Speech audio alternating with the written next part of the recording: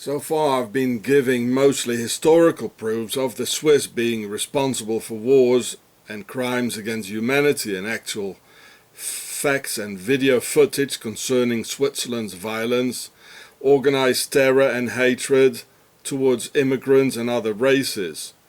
But there exists also scientific proofs that the Swiss are an entirely different species, nowhere else to be found in Europe. And I told you so.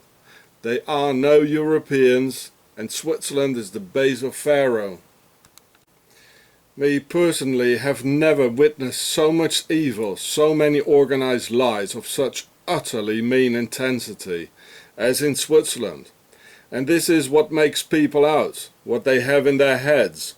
And let me tell you, what the Swiss have in their heads is so very different from the rest of humanity, that I might call their inhibitions alien, in maybe more than one sense of the word. And the things we have in our minds are being confined by the skull, as in skull and bones, you might say. It's also the form and size of the skull that defines the size of the brain and its intellectual capacity, and even tendency for crimes can thus be predicted. And this is why Freemasons, who came out of the Templars who founded Switzerland, present the skull with square and compass for craniometry, because they know their skull and bones, I repeat, skull and bones, are different from ours. This science of the human skull is called craniometry or cephalometry. And it has been discovered by science, doctors and professors, that the Swiss have skulls nowhere else to be found in Europe, thus maybe leading to the entirely different Swiss universe, highly predestined for organized crime. So in this scientific research by Dr. Ripley from America, it shows a cephalic index of Europe and of the world, which I'm going to show you later. And I'll put the link in the description, as I always do, so you can verify and examine the scientific analysis of the craniometrical map of Europe yourselves. And you can see by this craniometry that the Swiss are neither Germans, French or Italians, because Europeans don't fit these cranial characteristics. This is another species, either talking German, French or Italian. And there's even an official name for the Swiss skull called Brachycephalic. Cephalic meaning concerning the skull, which is being seen from above, a relatively short and quite round skull, whereas the rest of the Europeans, seen from the top, have long skulls and not round, called dolichocephalic. So this one here, and I'm going to show you this on the cephalic map of Europe in a moment. This is the Swiss brachycephalic skull form, which is only be found in Switzerland in Europe. You're going to see that. This is European, the dolichocephalic or long skulls. So long as being seen from the top, long from here to here. And this is quite short and broader, like here in the back. Well, we've seen aliens like this, haven't we? This is going deep, folks. You better copy it first, download it, because I've got a feeling the Swiss are going to delete it very, very quickly. And then it's gone. So here's a cephalic map, cephalic index of Europe. And here where it's black, you know, it's like a cancer in the middle of Europe, and it is a cancer. There's a high concentration of, for Europe, alien skull forms. Alien as they don't belong to Europe. You can see that. They're not here. They're not here. Not even in the south. A little bit in Italy. You know, well, here's Rome. But here's a very high concentration. It says they're not from here. You can see it. You know, definitely not. The cephalic map of Europe shows a neat distinction starting right at the Swiss border, where on both sides of the border around Switzerland the people have entirely different skulls, exactly showing that in Switzerland there's an entirely different species with different skulls and what's inside these skulls. So you can read it again here of the cephalic index of Europe, where it's black, it means broad skulls and they're not European. So here, this here is Switzerland here. These are the borders. Here's France, Germany, Vorarlberg, where they are Swiss. So you can see it stops right neat at the border, you know, here in France and here in Switzerland. They have a completely different skull form. It's like chopped off, you know, neat, clean cut at the border here. So, and these parts are Alsace here, where they replaced the original population. As I told you, they're ethnic Swiss here, as in the north of Italy here, and in Austria, Vorarlberg. I'm a bit surprised it doesn't show black here in the south of Germany. Very surprised. But it is dark anyway. It's not like here, like the rest of Europe is white, long skulls. So here's, it's like a cancer in the middle of Europe, and they behave like a cancer. They are the cancer of Europe. So, well, except for those regions of what I told you, the ethnic Swiss are living, where Swissy replaced the original inhabitants during the 30-Year War, when Swiss mercenaries perpetrated a total genocide on the original inhabitants of Alsace in eastern France, Vorarlberg in Austria, they call them the Xieberger, because they talk like in Switzerland, northern Italy and southern Germany, where they speak in fact Alemannic Swiss German today, and want to create that great Swiss empire, including that ethnic Swiss buffer zone, of which I've already told you all in some of my previous films. So here are the irrefutable scientific proofs of all I told you before, which even scientific craniometry double backs up. So if we look at the cephalic index of the world, you can clearly see that this is the place where the Swiss come from. Here. Mongolians, Genghis Khan. And they got their little concentration here in the middle of Europe, in the Alps. From a place called also Khazaria, the Khazars.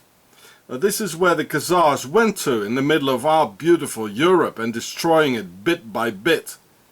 And when I translate Khazar in Demotic Pharaonic, there's Ka, the living soul, and Sa, the king or pharaoh. So Khazar means soul king. Well, these black dudes will like that, who think that the pharaohs were black, the soul kings. Meaning that these royal bloodline of pharaoh is there. Their souls of kings are there. And they went to Switzerland, the base of all evil, where the Khazars went to, and the Mongolians, and who are in fact of pharaonic origin.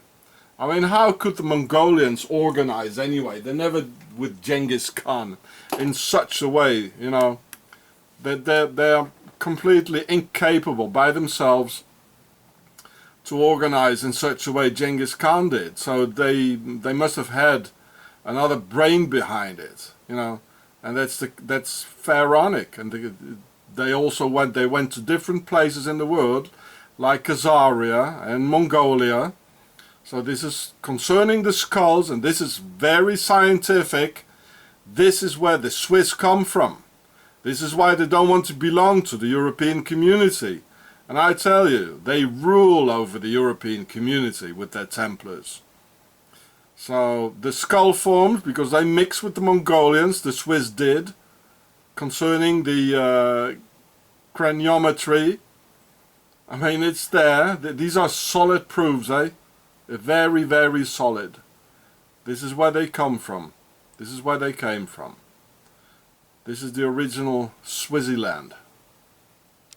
They're not European. It's a cancer, a black cancer. You can see that, a black cancer in the middle of our Europe, bringing 2 world wars, a 30-year war, killing everybody, etc., etc. And I tell you, I know how they are. They are no Europeans. I've never experienced something alike. So here again in Wikipedia about craniometry here. If I scroll down, this is quite interesting. Some of you racists might like this, but I tell you it's wrong. So here it talks about the Jews and Brachycephalic. So yeah. So the only ones having the same skulls are the Jews. So the Swiss in fact have Jew skulls of the Brachycephalic order. Now, how come the Swiss and the Jews share the same cephalometry? Whereas the Swiss have always terrorized and chased the Jews, forcing them to live in the 2 villages of Endingen and Lengnau, which I've already shown you in my other video, right at the German border, only forcing them to wear the yellow Jew hat in the Middle Ages and other Nazi-like Swiss measures.